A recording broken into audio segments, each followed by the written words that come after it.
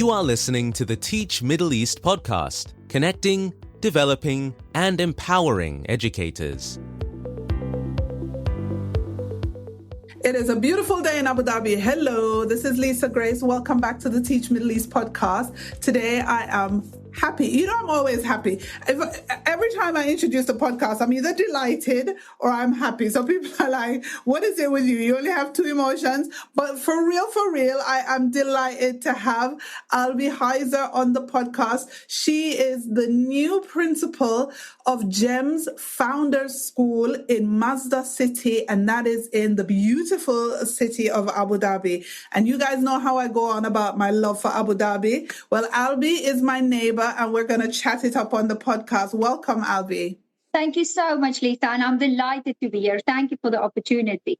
They're going to say you're delighted as well. I know. I also only have two emotions, happy and happier. So it's fine. We will both be happy and delighted today. I know. Welcome. It was such a pleasure meeting you and Rihan at the BSME conference in person. And you know, it's funny because you know names and photos and LinkedIn, but to meet you in person was such a delight.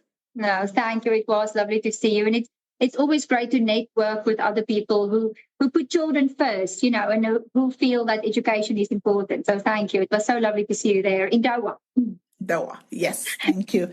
So, a massive undertaking. GEMS Founders School, Masdar. What does it feel like to be opening a massive, brand new, state-of-the-art, sustainable school in the capital city? It is an amazing feeling, but Lisa, of course, my stomach is turning because I want to make it perfect, and I want to have a great school for my students and for my teachers and for my parents.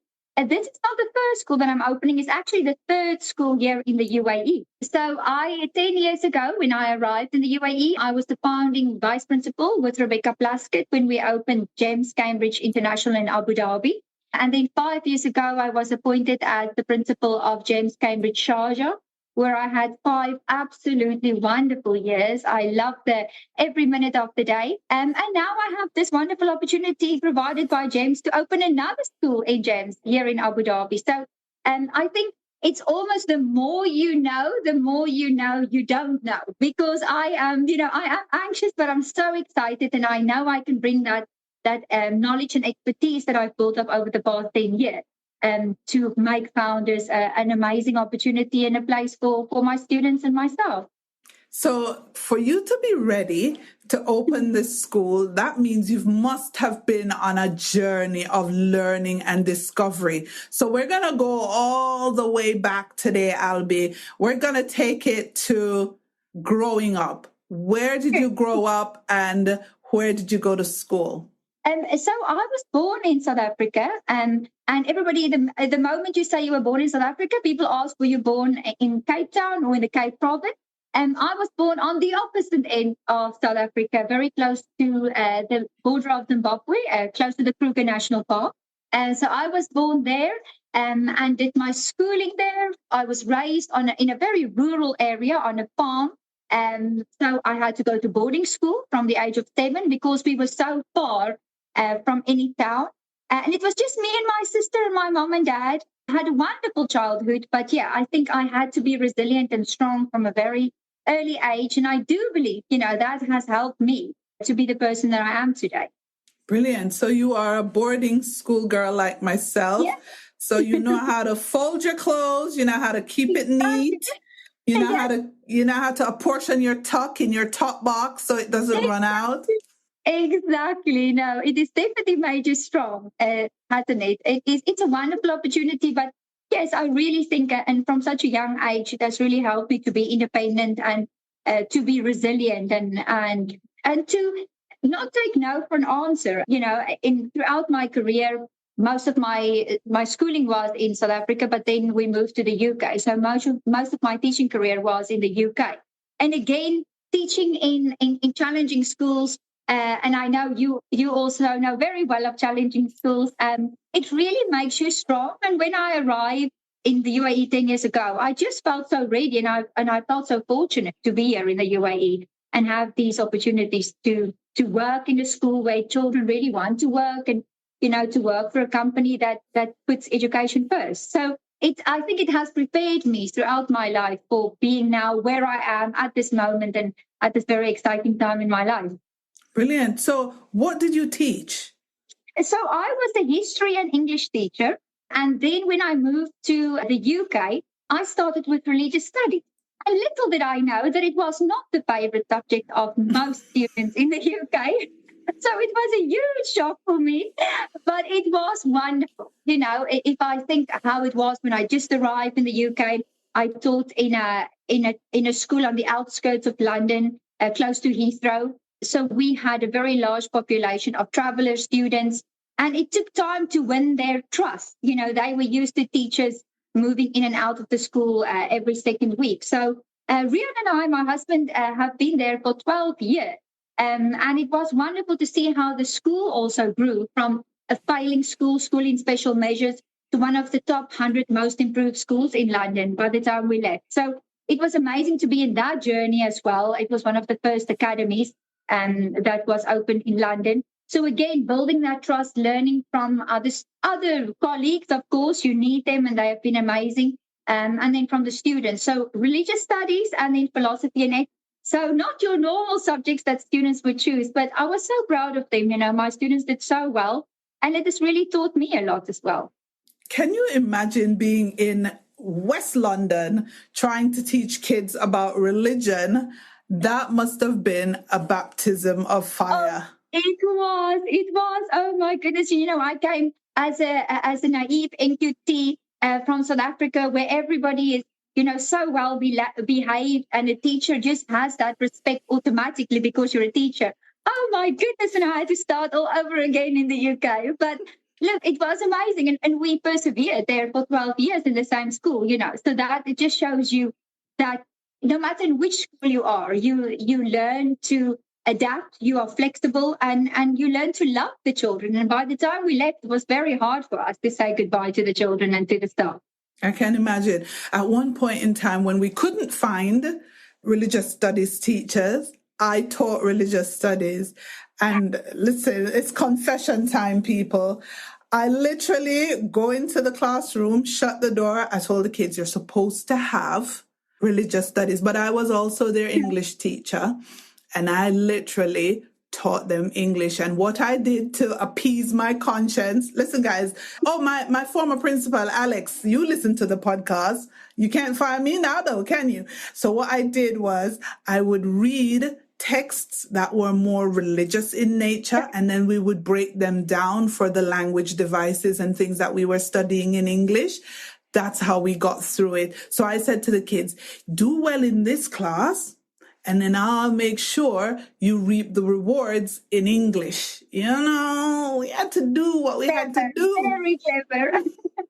So tell me, what made you move to the UAE? 10 years ago, we just shared our CVs on the James portal, and we were invited for an interview. So to be honest with you, 10 years ago, we knew about Dubai, but didn't really know a lot about the UAE and about Abu Dhabi.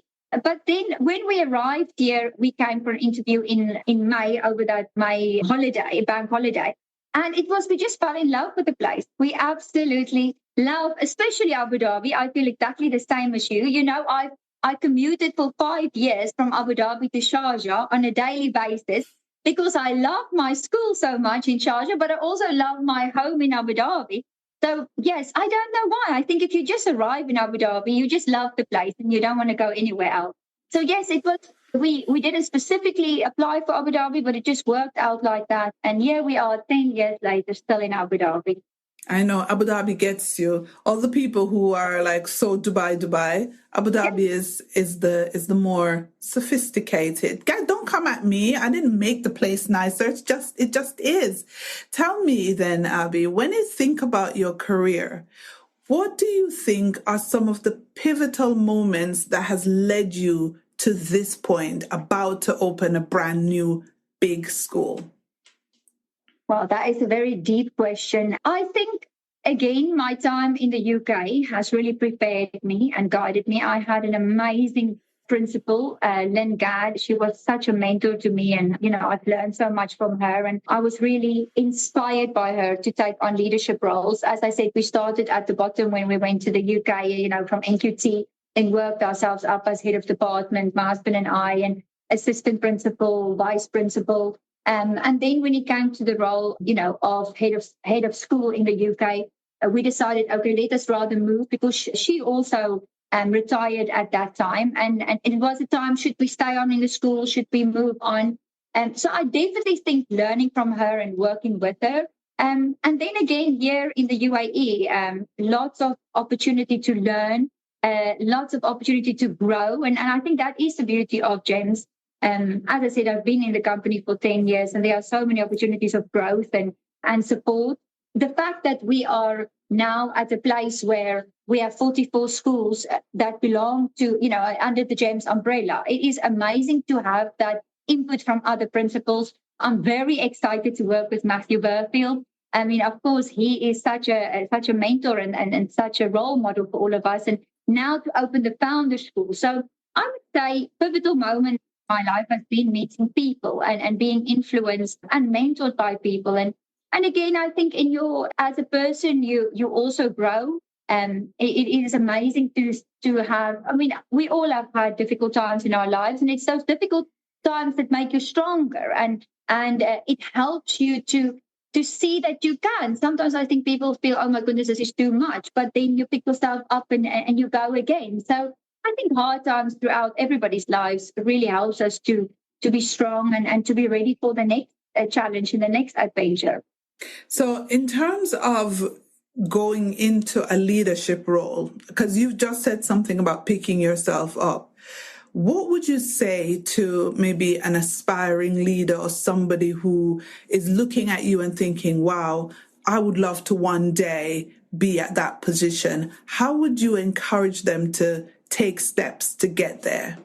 First of all, Lisa, it's your relationship with people and with your team. I cannot do this job without my team. I had an amazing team in Cambridge, Abu Dhabi. I had an amazing team in Cambridge, Sharjah, for the past 5 years. And now I know I'm going to have an amazing team in Masdar City. You cannot do it without your team. Relationships are so important. We cannot do this job on our own, and we need our team to work with us.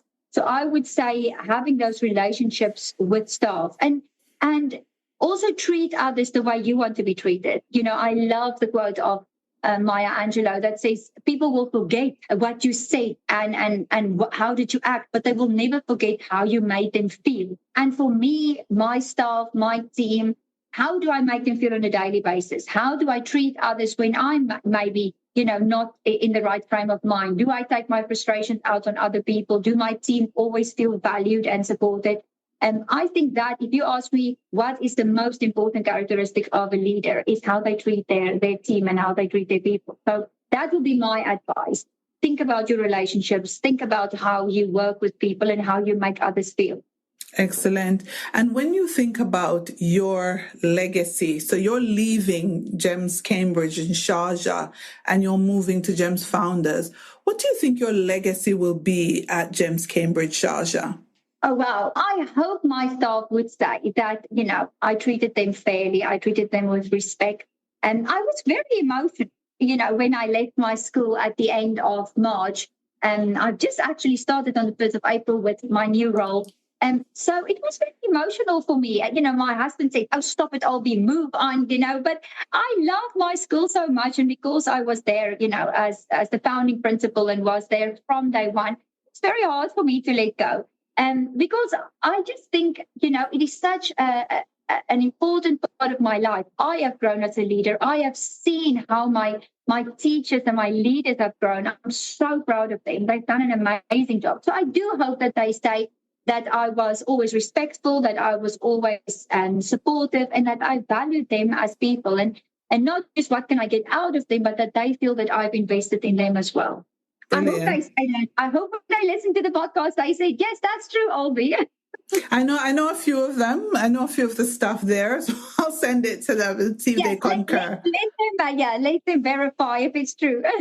I know. But when you think of the whole leadership of schools and the challenges it actually faces, because, you know, it is not rosy, like it is not all sunshine and roses. What are some of the things you find challenging as a leader? I think just to have clarity on what we should be doing. You know, since school, I've always been somebody that wants to follow rules. And, you know, I was the one sitting in front of the class and listening to the teacher and put my hand up. So I was not naughty at all. I can't say the same of my husband because we were in the same school and he was always naughty. And I'm joking, that's also not true. Rian wasn't that naughty, but I was always in the front of class wanting to do the right thing, wanting to please my teachers. And I think as a leader, if things change and we are not clear on that can be challenging because you want to do the right thing, but you have to have the right guidance. And living in the UAE is such an amazing opportunity, but we know rules change. And policies change all the time. And I think that is it, especially opening with this new school. I'm extremely excited because ADIC is definitely supporting the principals. And I've been to a few meetings already where they discuss policies and expectations. So I'm very grateful for that. But it is important that you know where you should be going and doing the right thing. And for a leader, especially a new leader or leader just coming into the UAE, it can be challenging because there are different rules. And it's not that people don't want to follow the rules, but sometimes people can be oblivious or, you know, not aware of the rules. And I think that would be one of the challenges, I would say. Yeah. And we all know that, you know, I've worked at ADIC, so I know that sometimes the rules change, but the change you're not given ample notice. And so tomorrow is the implementation of the actual change that you were notified. So that's actually a good one to think about. Just to add to that, I'm very grateful for ADIC. At the moment, they're having meetings with all the principals where they share the new policies. So there are 39 new policies that hasn't been published yet, but they are sharing that with the principals so that we can prepare ourselves. And that's a wonderful thing. I think that's such a huge, you know, positive point of ADIC at the moment. And it's wonderful. I've met with some wonderful people in ADIC as well, and they are open and they are willing to work with us. So I know it was the same in Sharjah, you know, having SPIA there. It was fantastic. We were so blessed to have an educational department that are open and willing to listen and willing to work. So I'm really lucky. First in SPIA and now back in Abu Dhabi with ADIC, that people are definitely moving forward and want to change that culture of not knowing. And as you say, that last minute changes. So I can definitely see since I've been in Abu Dhabi 5 years ago and now that there's definitely an improvement. Yeah, I think there is. And I love to see that progression and how things are actually moving in the right direction. So two of you, Rian, because I met your husband, Rian, and two principals. What do two principals do when they're not at school? My goodness. To chill out and relax? Because I cannot imagine. Yeah, what we do and what we shouldn't do. We talk about school all the time. And then Rian tells me, come on, Albie, we can't talk about school anymore. But it is because we don't have children of our own. We always say when children ask us, where are your children? We always say, you are our children. You know, we've got 4,000 children between us in the two schools. And so it is hard not to talk about school because your whole life is about that and you want to be the best you can. But it's also amazing because we can share ideas and we can bounce off ideas off each other. But if you ask us if we don't talk about school, we play golf. I'm not a good golfer. Rian is the good golfer. But I play golf and that's wonderful. And we do love going out and, you know, going to nice restaurants and enjoy time with our friends. But yeah, most of the time we talk about school. So, Albie and Rian, we need to get your conversation game up because you cannot simply swap notes. Can you imagine? Like, oh, guess what happened at my school? Oh, guess what happened? Do you know what? That is one of the key reasons I deliberately tried my best not to marry a teacher because I just could not deal with it. But the crazy thing is my husband was a teacher, but before we met, he switched. He went back to uni and studied finance and accounting. So at least by the time I met him, his whole he's scrapped that part of his life. Because can you imagine you're there at dinner and you're thinking, oh, you know what happened today? And you guys are just simply swapping notes, but about the same industry.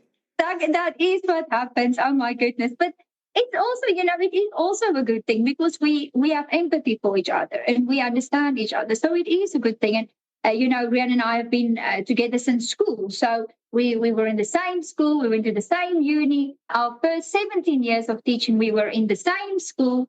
So I think it depends on, your relationship. I know some people say, oh my goodness, I would never be able to work with my partner, with my husband or my wife. But it's actually nice as well that we can share ideas and, as you say, compare notes and get great ideas. If I'm like stuck, then I can ask Rian and he can ask me. Yeah. So it is exciting. But yeah, we need to stop talking about school.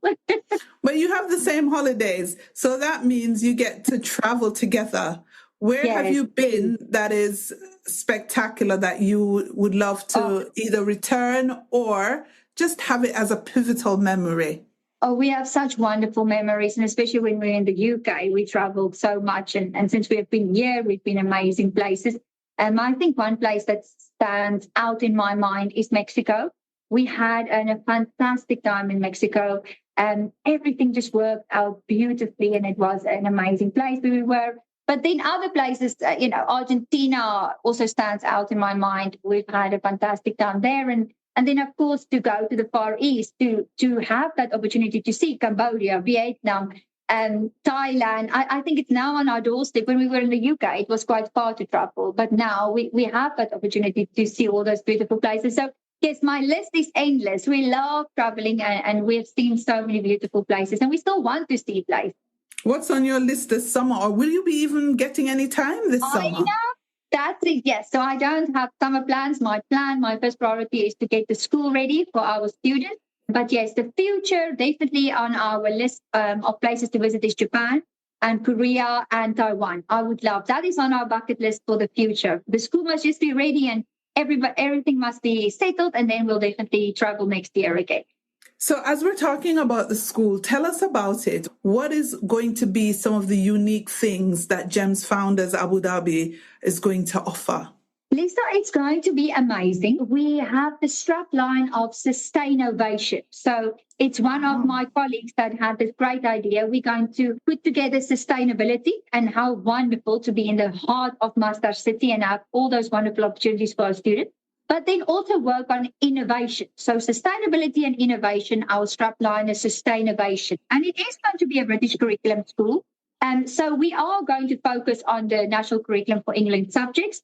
But what we really look forward to, and we can't wait to have our students in school, is to share with them that love for the environment, that opportunity for each one of us, no matter if we're in FS or in year 13, we have a role to play.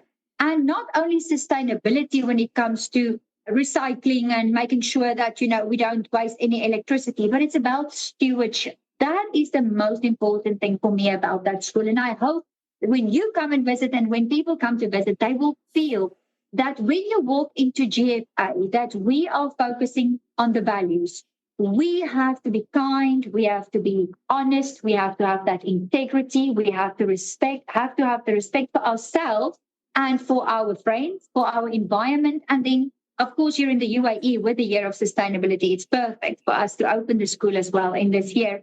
And the planet. So for me, that's stewardship, our responsibility to what we have to do. That will be something unique because many schools are focusing on sustainability. I'm not claiming at all that we will be, the first or the only school. But what I really hope is that stewardship in whatever we do, and that students will have that eagerness to make a difference, and that they will feel that not the heaviness or the burden of looking after the earth and, oh my goodness, look how terrible it is, but the excitement and the passion to make a difference in this world, and specifically here in the UAE.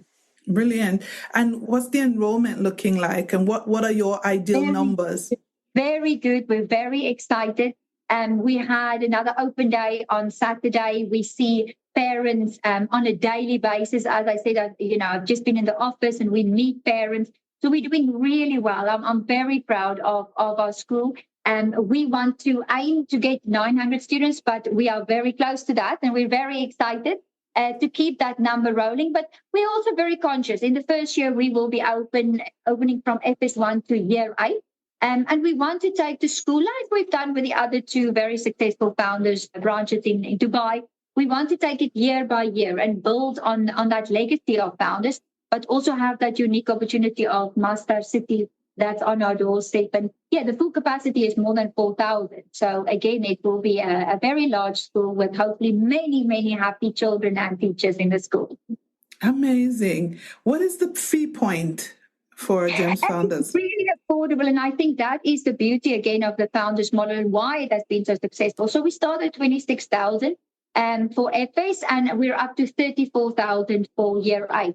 So again, parents are very excited because there are, of course, many other British schools in the area, and they all have the unique selling points, and there's wonderful people there as well. But I think for that price point in Masdar City, having our parents from Khalifa City and the neighboring areas, they are very excited. This afternoon, again, I had a family of 4 that are so excited and say, to think, we have 4 siblings, but it's something that we can afford. It's not extortionate prices.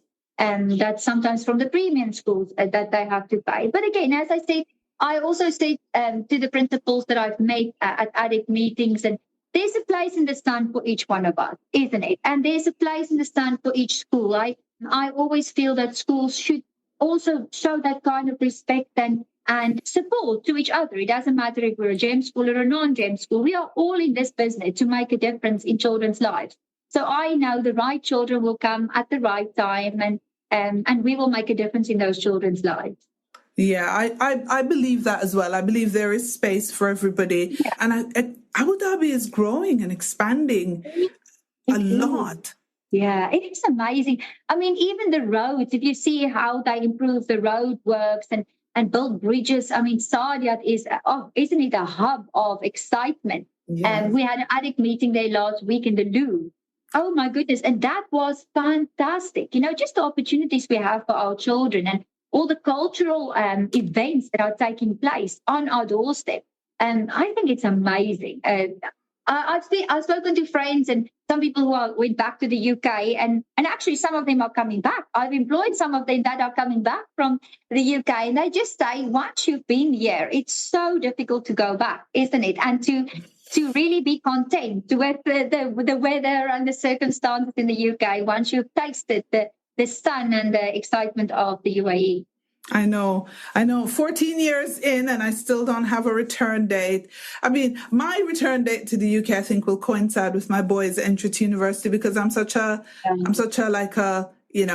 helicopter mom. I don't think I'm a helicopter mom, but I'm very close to my boys. I mean, they're all I have really, apart from my husband. So when it comes to returning, I think as soon as they say, oh, we're heading off to school, I'll be right behind them with my little bag because I'm like, what am I going to do with my life if I don't have to take care of you? So I'll probably be somewhere in a town close by so I can wash and cook for them while they're at uni. Oh, I'm sure they'll appreciate that. I'm sure. Or not. You don't know my boys. They'll probably be like, no, Mom, you need to stay where you are. No. Yes. But it's been really good talking to you on the pod. But before we wrap up the pod, with a school that is touting sustainability, which, by the way, very clever, whoever came up with that. What are your hopes for going forward as it relates to teaching and learning, student involvement in all things school? What do you see as the ideal going forward? Lisa, it doesn't matter how hard we work in making sure that, all the other things are good. Academic excellence is our first priority. And I think any parent, they are so excited when I meet with them and we talk about the possibilities of the school. But I know deep down they want to make sure that our school will provide that, that outstanding education that we are known for. My school in Sharjah did amazing. James, is well known for their outstanding education. So that is my first priority. Of course, children need to be safe. Children need to be happy. But when it comes to this, I'll be moving forward. It's that from that day one, we have to ensure that there is academic excellence and rigor. So my teachers are amazing. I appoint each one myself. I handpick. I like to tell my staff, I handpick them. I do all the interviews myself. And my teachers are from all different parts of the world. I've got some wonderful teachers, lovely teachers that have been in Abu Dhabi already. So I'm really excited because they've got the Abu Dhabi and the ADIC experience. But I also have teachers from across the world that's going to join us that bring fresh ideas and new ideas to the school. So it is so important that we get teaching and learning right from day one, that parents can see a difference in their children's academic progress. And then all the other things.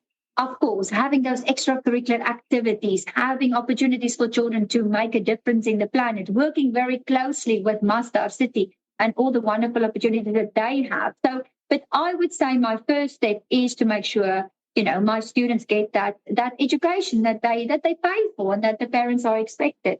Another thing that I'm really excited about is my parent community.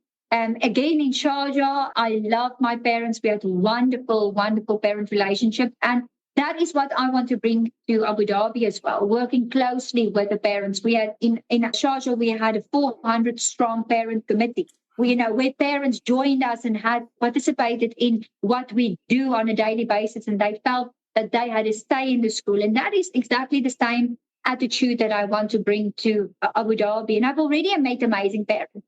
Just today, I met a family where the father works at Zayed University. And I'm so excited that I know they can bring their expertise and meet with our students. So it's the students, number one, making sure that they get that excellent education, my parents, that they feel part of the community, and then have my teachers onboarding them, making sure they feel part of our team, having the right professional development, and make sure that they offer that outstanding education for our students. Amazing. That is such a fabulous place to end the pod. Thank you, Albie. No, thank you so much for your time. It was so lovely, Lisa, and you are an inspiration to all of us. It's always lovely to listen to your podcast and meet you in person. So thank you for standing up for education. I'm very grateful. Thank you so much. Thank you for listening to the Teach Middle East podcast. Visit our website, teachmiddleeast.com, and follow us on social media. The links are in the show notes.